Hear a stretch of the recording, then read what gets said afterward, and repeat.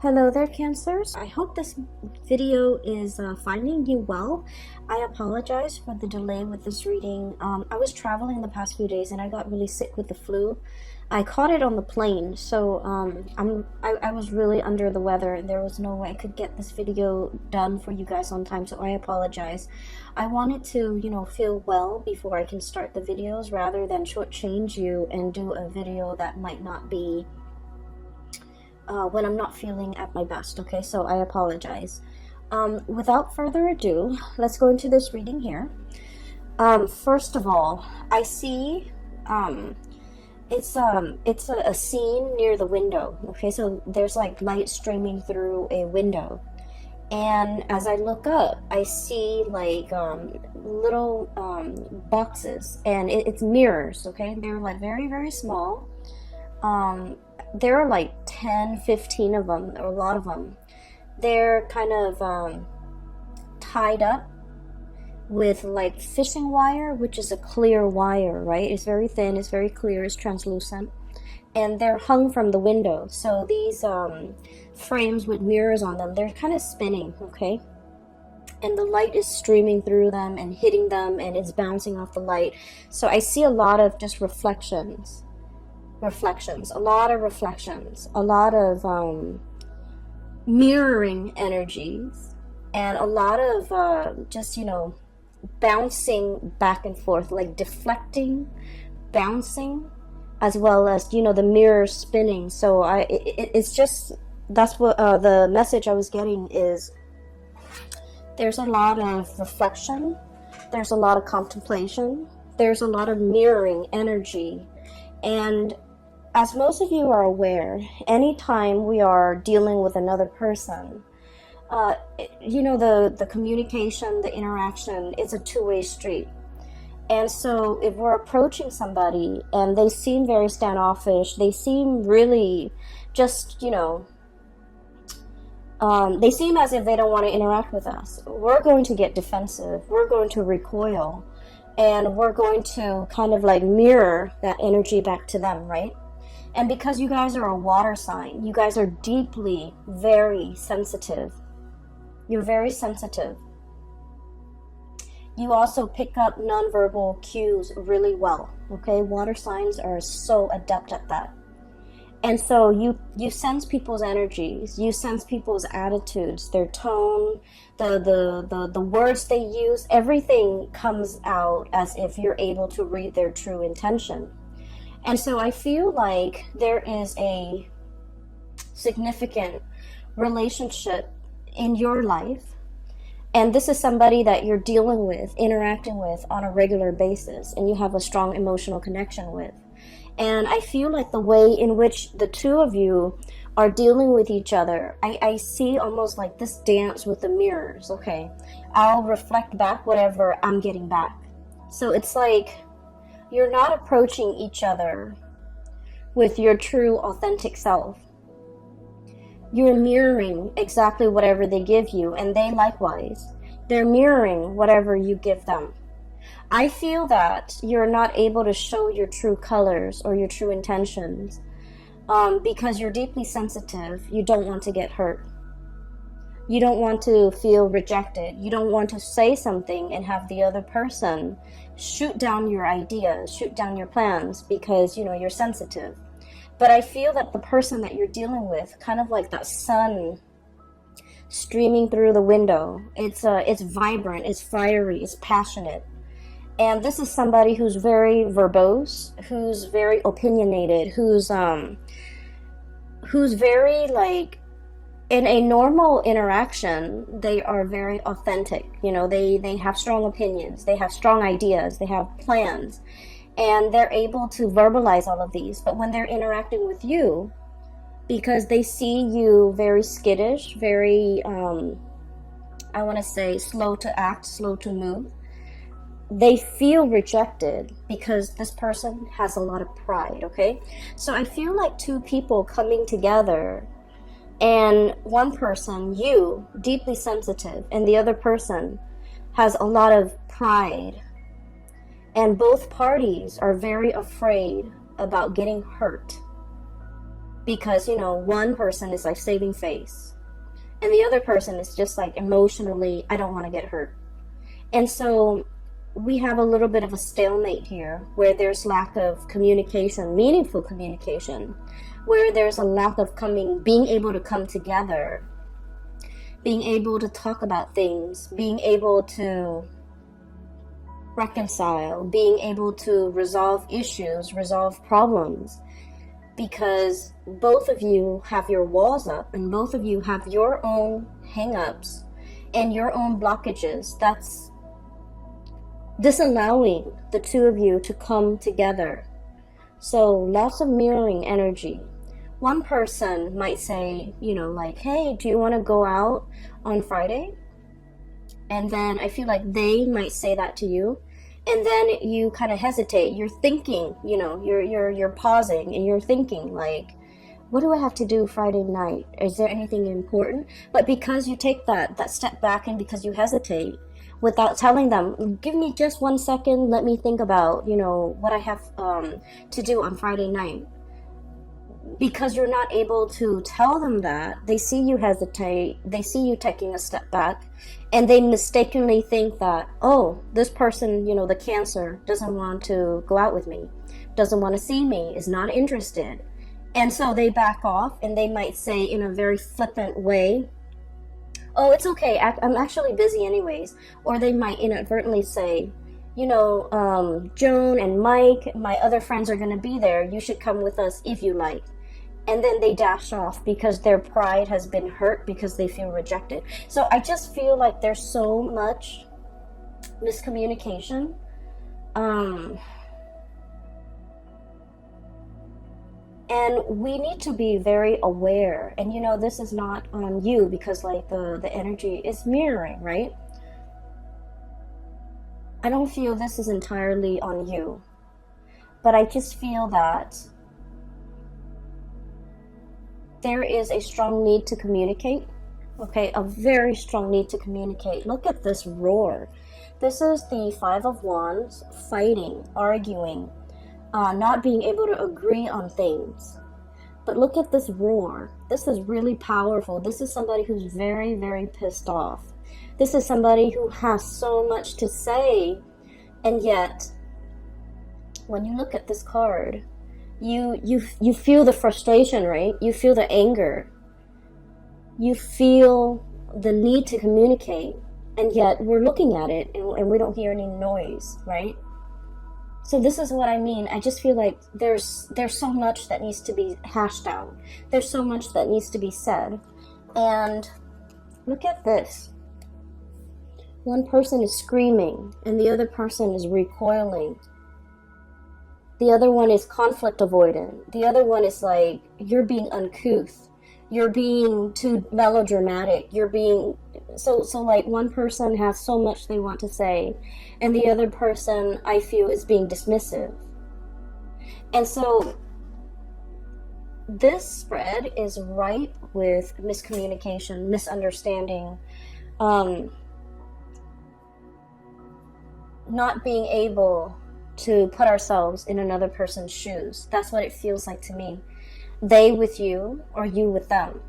And whenever I see that happen, whenever I see a situation or the energies that where one person is not able to understand where the other person's coming from, and one person is, you know, accusatory, like, oh, that person's so melodramatic, that person is such a drama queen, that person like blows things out of proportion, that person is you know, too impulsive, whatever it is, like these accusations.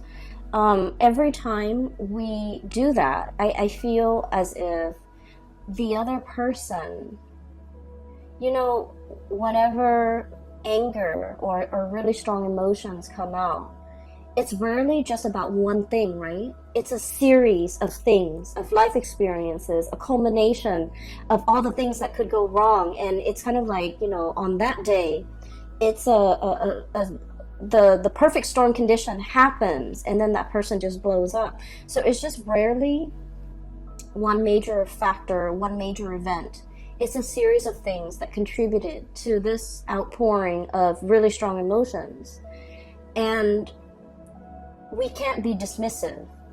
We have to, begin the process of learning to put ourselves in somebody else's shoes little by little, day by day, to be able to understand how a series of events have shaped the person that they are, and what we can do in order, given their penchants for possibly blowing up, being very emotionally explosive, or being melodramatic, whatever we want to call it. Those are symptoms of something deeper, right? I'm not asking you to be a psychiatrist. I'm not asking you to be anybody's therapist. I am asking you, as from what I see here, is to listen to what's really bothering the other person without projecting. Okay? Leaving our preconceived notions at the door when we're dealing with this situation, so that we can really hear what the other person is trying to say to us. And I mentioned before, you guys are deeply sensitive. You guys are very deeply sensitive. And you pick up a lot of nonverbal cues that other signs miss, because you're very observant. You understand human behavior. You understand things really well in a very intuitive, automatic way. But when you're dealing with this person, I feel like, you have your mind made up about them. They are a certain way. And so conversation is at a standstill, because in your mind, they are this way, and nothing they can do will ever change that. And so you don't want to listen, or you tune out, or you dash out the door. You don't want to, it seems to me like it's dismissive. Okay, and once again, it's a mirroring energy. So they could be doing the same thing to you. And so one of the things that we can do to kind of de-escalate this tension as we progress through, January, we have here the Hangman. And we have the Ace of Swords. So let me talk about this, because this is pretty much your outcome. This is like the saving grace in this spread. Both amazing cards, okay? The Ace of the Ace of Feathers. This is the Ace of Swords, okay? Understanding. And this is not about understanding how something works, understanding how events transpired, understanding what happened. It's requiring you to look at things from a different perspective with the Hangman. Okay, looking at life upside down. So, one of the things that I was taught about my job, which my main job, was a lot of the times we are very quick. When someone gives us a piece of information, we're very quick about tearing it apart, dissecting it, and proving it wrong, right? The way our mind works. And in using the scientific method, we want to test theories, test hypotheses, and we want to, given a fact, we think of all the ways in which it could be false. But the work that I'm doing right now is the opposite of that, because given a piece of information, we think about all the ways in which it could be true. So we operate under the assumption that it could be true. And then we ask questions around it to either debunk it or to prove its truth. And so I feel like there's a lot to be said here about a situation where you understand it, you understand how it works, you understand what it encapsulates, you understand what it's about. But it's really forcing you to look at things from a different perspective.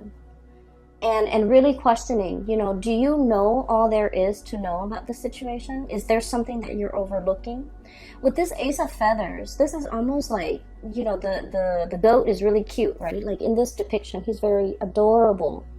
But he's also got his head held up. It's like turning up your nose at something. It's like being a little bit, I want to say, presumptuous, and being a little bit like, oh, I already know that. So it's really asking you, Is there something that you might possibly overlook?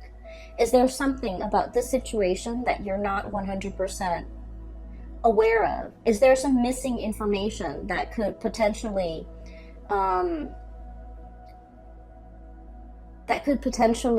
dissuade you from a specific course of action or a specific opinion? Is there some major piece of information that could turn this situation around? Because I feel like at the very last moment, there's going to be something coming into the picture that will turn the situation around. A last piece of information, a last ditch attempt, because I feel like somebody is trying to communicate with you. And then I also feel you could also be dealing with somebody who you're trying to communicate with, and they're like, I already know everything. So they could appear very haughty, very like a know-it-all, or very much like very fixed in their opinions. They've got their minds made up, and nothing can persuade them otherwise. And I feel like at the very last minute, it's like a very last ditch attempt to turn a situation around. Okay? It brings about clarity. It slashes through all these assumptions and presumptions we have about the situation or the person. And then I also feel like it's going to throw a wrench in the works, because it's taking into account a factor, a piece of information that you have not thought about prior. And because of that, it turns the situation around. Okay, I do feel it's for the better. I don't feel that you have to worry about that. There is another message, or another image there was another image that came through when I was shuffling, so let me talk about it really fast, because I feel like it's echoing the same theme, but maybe it might apply for some of you. I see this baby. He's a little boy. He's a toddler, like really young toddler. So, he's at an age where he can crawl around and can make noises and stuff, right? So like probably around 2 or 3. He's sitting on a couch, and it zooms into him sitting on a couch, and he's so adorable. And I'm kind of seeing his profile. He's looking this way, okay? He's on the couch, and mom and dad are kind of walking past him, walking back and forth, possibly packing, maybe moving, renovating the house. Either way, they're very busy. They're walking back and forth. And he's looking at all this activity around the house. He's looking at mom and dad pacing back and forth. And he's confused. He's just like, why does it feel so tense in here? Why does it feel so busy? Why do they both seem so worried? So keep in mind, his whole world revolves around his mom and dad, okay? So babies are designed in such a way that, they recognize their caretakers. They recognize the person that will feed them, the person that will tuck them into bed, the person that will protect them from harm. So, it's an evolutionary development where in utero, they recognize their mother's voice, their father's voice, if the father's in the picture. And they recognize, for sheer survival instincts, they recognize faces of the people that will take care of them. And so he's looking at the faces of his parents, and I don't see their faces. I just see them kind of like walking back and forth near him. And they seem worried, they seem distressed, and he's just like, he feels anxious, but he's a baby, he doesn't know why. And then he's kind of scared a little bit. He feels uncomfortable, he feels scared, so he reaches his arms up. And when babies do that, it means they want comfort. They want to be held. They want to be close to you. They want to either soothe themselves or even sometimes soothe you. And mom and dad is just walking back and forth. They're too busy and wrapped up in their own things, and they don't notice that he's crying for attention. So he does that, and then he gets ignored, and then he, starts making noise with his mouth, and he gets ignored, and then he starts crying. But I don't hear any noise. I don't hear any sound. I don't hear the sound of the child crying.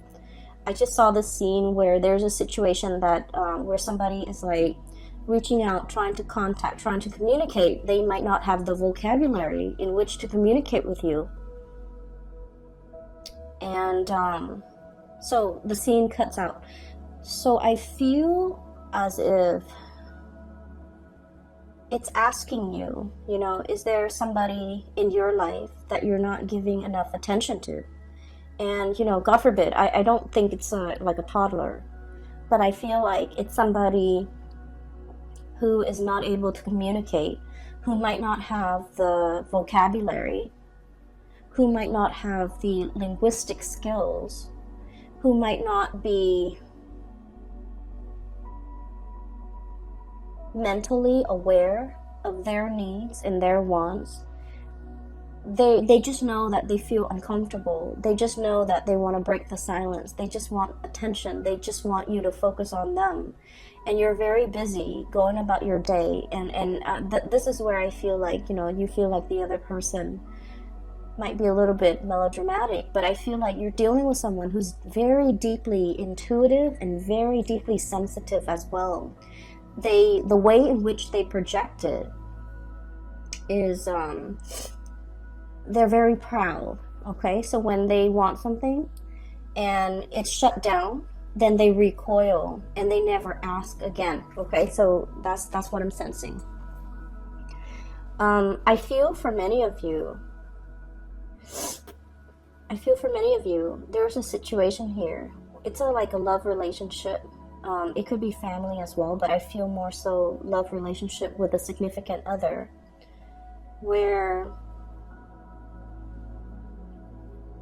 one person might want to be, you know, intimate, and the other person's very busy.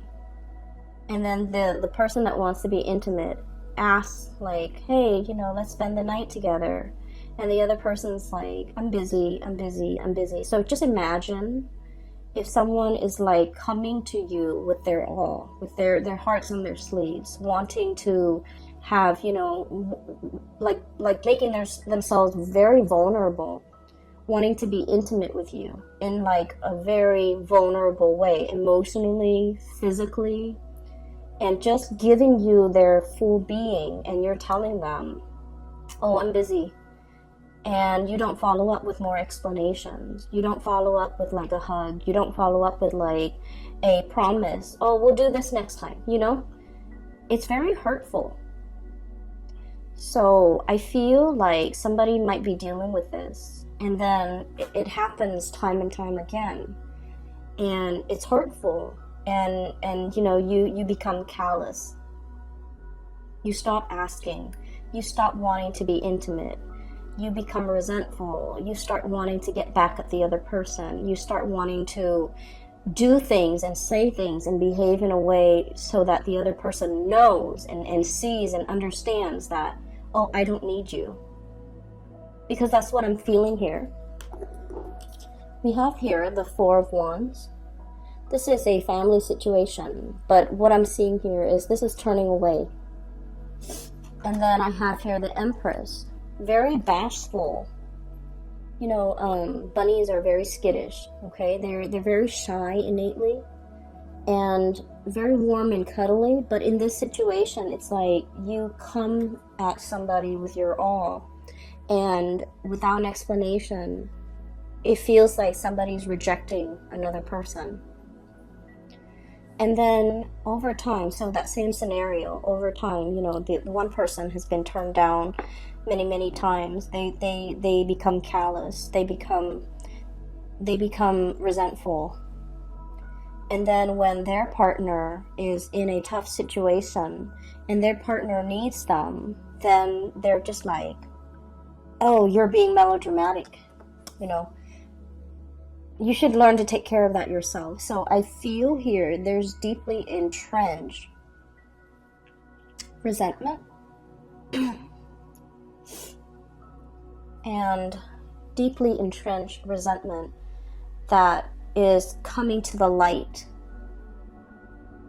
And I feel that this conversation, there's going to be a communication breakthrough. Thank God.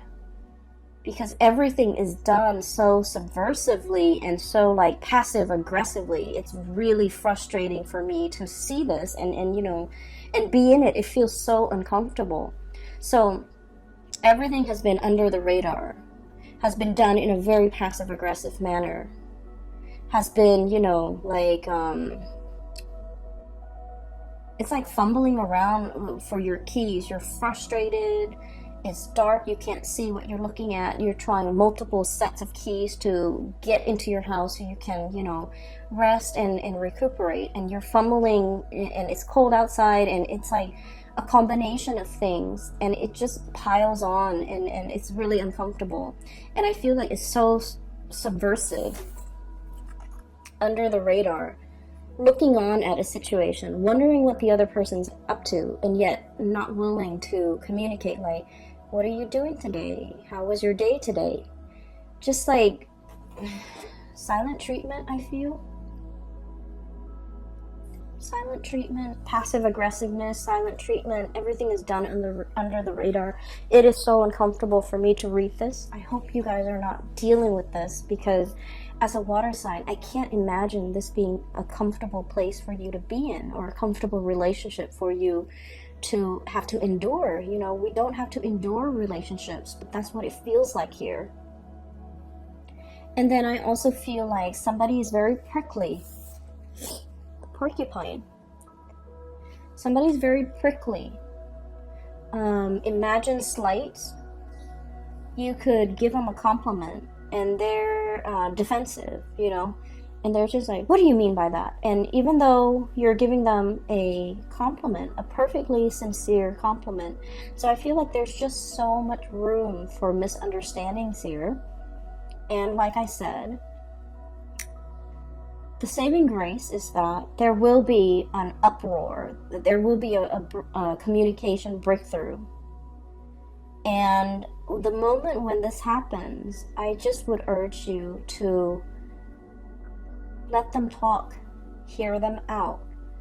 Let the stream of consciousness pour out, because you're dealing with a situation where it's not just about one thing that you know, created the misunderstanding. It's a series of things, layers upon layers of BS, you know, evasiveness, resentment, missed opportunities, just like layers and layers of it piled on. And they need to get that off their chest. They need to unload, and they want you to understand it's not just one thing, Cancers. It's a myriad of things. And I just feel like you're dealing with someone who is not sophisticated with the way in which they express themselves, okay? So let's just say, and let me explain what that means.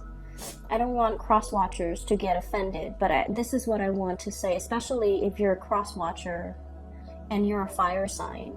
Lack of sophistication when it comes to communication, and this has nothing to do with the way which you communicate, but it has something to do with the way in which you communicate with your Cancerian person. Does that make sense? So this is not about, you know, you being a bad communicator. This is just you communicating in a way so that the Cancer person can understand. So let's just I'll give you an example. I'll use Cancer and Sagittarius because that's a really hot duel right now. Okay, so Cancers and Sagittarius, they're walking around. Okay, it's kind of like a cool day, not too hot, not too cold. And the Sagittarius is, you know, Sagittarius is dressed really well, and Sagittarius is expecting for it to get really cold. So Sagittarius wore her winter boots and her winter coat, walking around with Cancers. Cancers, you know, of course, checks the weather and knows that it's not going to be too hot. So Cancers is dressed appropriately, sneakers, a light jacket, and, you know, is feeling really comfortable. And then Sagittarius is walking around, getting a little bit hot, getting a little bit like warm under the collar, and they're realizing that their boots It's not appropriate, and they're realizing that it's hurting their feet, and they're realizing that their wool socks is burning up, and so they're getting frustrated, and everything is just. It seems like because of their own physical discomfort, everything that day just becomes bad. Okay, they could go to like the nicest restaurant, and then Sagittarius is just frustrated and it's like, I don't like the food. I feel hot. I feel tired. My feet are uncomfortable. And so you feel like the Sagittarius person is very melodramatic, and the Sagittarius person doesn't want to ruin the fun, doesn't want to say let's go home, doesn't want to say like, it's like there are so many things the Sagittarius person might not know what is really bothering them. And what is really bothering them could be as simple as, my shoes are too hot, my socks are too hot, I'm not dressed appropriately, I'm wearing this big coat and I just want to throw away this big coat so I can be comfortable.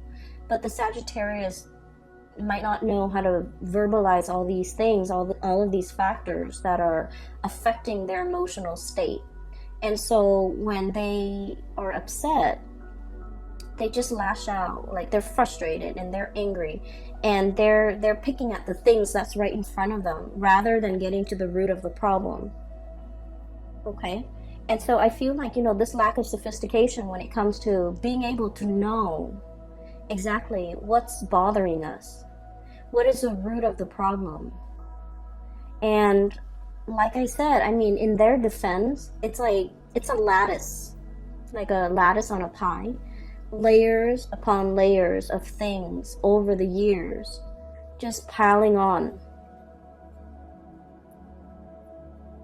And I feel like one person is not able to forget all of the slights, all of the hurts, all of the rejection, all of the times in which the other person made us feel this little, and they hold on to that resentment. And so I do urge you to be patient with whoever it is that you're dealing with. And if you are a cross watcher, I do urge you to be very patient with your Cancerian person, because I feel like there's a very important conversation that needs to be had. Temperance, we have patience. Things are not always black and white, okay? Layers upon layers. Okay, things are not always just clear cut. Some people don't see things in black and white. Some people are just like, let's make allowances for gray areas. Let's, in the real world, things are rarely neatly compartmentalized in their equivalent parts like this. So this is sort of like, give and take. I say one thing, you say another. We both try to hear each other's side of the story, and being patient as well. The stripes on the zebra helps it blend into its environment, okay? So it's like being able to blend in, but also being able to put ourselves in another person's shoes, okay? So I feel like this is what's coming through for you guys. And I have here no pentacles suit. So no news is good news on the financial front. And I feel like finances is going to be the least of your concern, because you have a very important conversation that needs to be had with another person. And I do hope that you get it resolved. I do hope that the two of you can, at least in this moment in time, see eye to eye, understand one another, and approach this conversation with a lot of understanding, a lot of intention to try to understand, a lot of compassion. A lot of compassion, okay? And I pray that if you're dealing with this in a cross-watcher, that they are also approaching this with a lot of compassion. But I do feel somebody's really pissed off, okay? Very prickly, very defensive, and 5 of acorns. Melodramatic, okay? And just like they want to be heard so badly. And so, give them the time of day if you're dealing with them, okay? I know it's easier said than done, because I feel like this is a long-standing conflict, and it's deeply entrenched and it's uncomfortable. But you know, I had a situation where I had a major confrontation, and what I did ahead of time was to pray that both sides could reach an agreement that is favorable. And I kept that in mind during the confrontation, and at the end, everything worked out. You have to set the intention that both sides can, see the light, both sides can sympathize, and then both sides can come together with a lot of compassion during this conversation. And I feel like everything will work out, the best outcome for all, okay? The intention has to be set without expectations. So it's not about, I want to win this argument, or I want them to see how much they've made me suffer. It's not about that. It's about, doing what's best for both parties and approaching a situation with compassion from both sides.